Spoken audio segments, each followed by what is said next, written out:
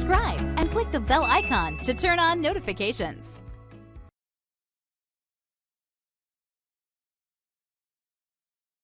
As we've been working through this course, every time we've wanted to either start a meeting on the fly or even schedule a meeting, we've been used to having a button in that new conversation area.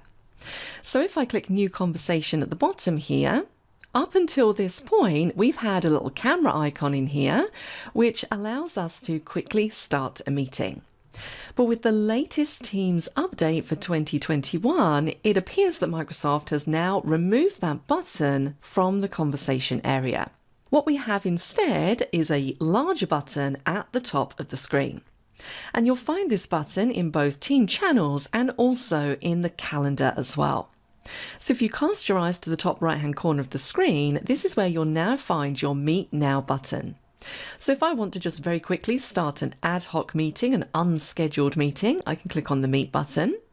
Alternatively, if I click the drop down next to it, again, I can choose to meet now, or I can schedule a meeting in my calendar. If we jump across to the calendar, you'll also see that in the top right hand corner, we have a Meet Now button here as well.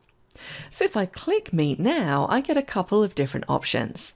I can choose to start my meeting immediately, or if I want to, I can get a link to share. When I click that button, Teams is going to create me a shareable meeting link, which I can then copy and paste into maybe an email or another Teams channel.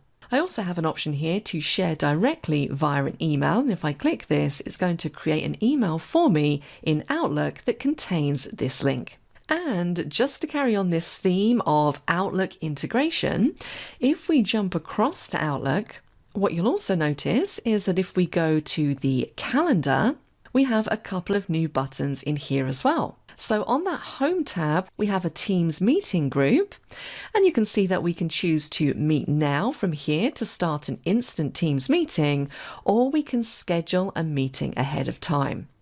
So if I click Meet Now from Outlook, it's pretty much going to do exactly what you would expect it to do, the same thing as it does if you're working from within Teams.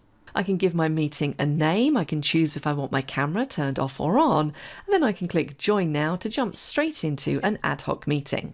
If we go back to Outlook again and click the other button, which is New Teams Meeting, that's basically going to create me a new email. I can give it a title, I can type in who I want to send it to, with the start and end times, and you'll see in the body of the email it's created a link that participants can just click on to jump straight into that meeting.